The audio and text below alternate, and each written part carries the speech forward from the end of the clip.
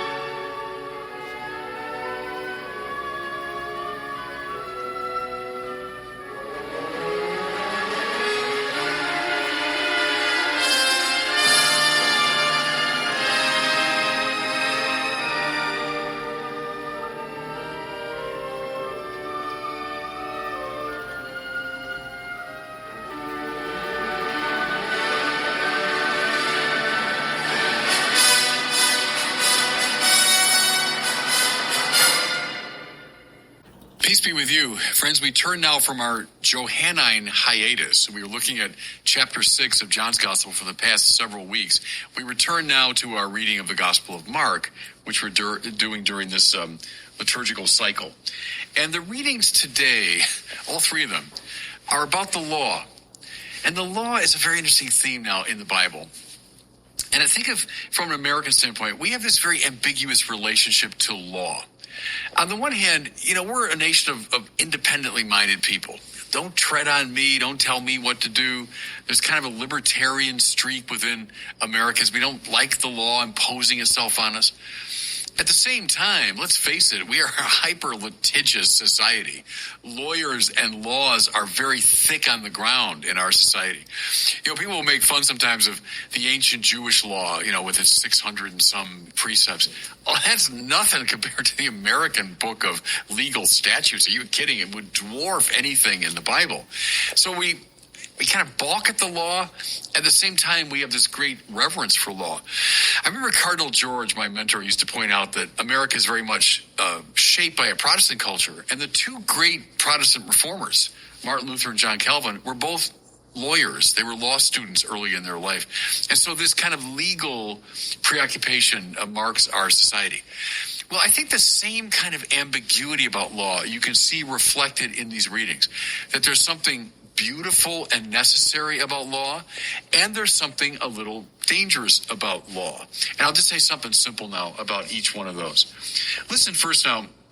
Our first reading is from the book of Deuteronomy, this marvelous final book of the Torah. Moses lays out the benefits of God's law. Listen. Now, Israel, hear the statutes and decrees which I am teaching you to observe. Observe them carefully, for thus you will give evidence of your wisdom and intelligence to the nations. The law, that's what Torah means, right? The law was the pride and joy of Israel. It's what made Israel the chosen people, the great people they were. They couldn't claim political power. They couldn't claim, great artistic accomplishment. They weren't an economic power. But they had the law from the Lord. It made them distinctive. It gave them their power. And think of it this way. Whatever we take seriously, whatever we think is beautiful, we tend to surround with laws. Why? Well, to protect the integrity of that which we find good and beautiful. So there's a lousy, vacant lot somewhere. There's not going to be a lot of laws about it because we don't have reverence for it. But take something like the game of baseball. People that love baseball, they reverence it because of its beauty and its integrity. Well, baseball, are you kidding? It's marked by all kinds of laws that define how it should be played. There are all kinds of limitations that hem in the game so as to protect its integrity. I've used probably tiresomely for some of you the example of golf a lot, but not only is the rule book of golf pretty thick, all the rules that govern the actual playing of golf, but think of those rules that govern the golf swing itself. Golfers love those laws because we reverence the golf swing. We want it to become better. It gives us great joy if we do it properly. And so we want laws to surround it. We like the laws. We don't think they're an imposition. We think they actually liberate us. And now, with that golf example in mind, listen to this line from the second reading from the letter of James. Humbly welcome the word that has been planted in you and is able to save your souls. There's a whole world in that line. Let me say it again. Humbly welcome the word that's been planted in you and is able to save your souls. What's the word here but the word of God? The Torah, if you want, the law of the Lord that has come to us through hearing, as St. Paul says. And in St. James' language, it has been planted in us. Now, I stay with the golf thing because you can read a book about the golf swing. I do that. All golfers, good and bad, do that. And we study. Here's how you swing the club properly. But the whole point is not to keep those laws out there in the pages of a book. It's to bring them into you. So they get into your muscle memory. They get into your instincts. They become part of you. So when you pick up the golf club, you're not tempted to swing it poorly because the law of golf has been so internalized. It's able to give you a good swing, right? Now, put it in the spiritual context. The law of the Lord. Oh, the Lord always imposing his laws on me and always telling me what to do. Well, that's a stupid attitude. That's a bad attitude. That's like a golfer saying, hey, Ben Hogan and Arnold Palmer and Jet Nicklaus and Tiger Woods, don't give me your laws. Don't lay your hang-ups on me. No, the golfer wants those laws. What I wouldn't give to have in me what's in Tiger Woods or what's in Jack Nicklaus. Well, the same thing here is the law of the Lord, the word of the Lord, seeps into our hearts, into our minds, into our instincts, into our bodies. Who are saints but those who have so internalized the law that they effortlessly move according to its dictates? Mind you, that's not slavery. It's the opposite. That's finding freedom. I'm free to swing that darn golf club properly because I've internalized the rules of golf, the laws of the swing. So the saint is able to move with great freedom through the world because she has welcomed the word and understands how that word is able to save her soul. So all of that is meant to emphasize the goodness of the law, the importance of it. We should overcome this sort of immature preoccupation with, hey, walk in my own way and don't lay your hang-ups on me. That's silly adolescent talk. No, the more spiritually mature you are, the more you want the laws of the Lord inside of you. Okay, so far so good. But when we turn to the gospel, and this is a very helpful balance. In the gospel we see, if you want, the shadow side of law. What can happen to law when it's kind of misappropriated or when it's misconstrued? Let me just read you a little bit. It's from the Gospel of Mark, and he's talking about the Pharisees and the scribes who have gathered around Jesus, and he's trying to explain to us what these people are about. He says, the Pharisees do not eat without carefully washing their hands, keeping the tradition of the elders. On coming to the marketplace, they do not eat without purifying themselves. There are many other things that they've traditionally observed, the purification of cups and jugs and kettles and beds. So he's laying out this sort of preoccupation with the minutia of the Jewish law.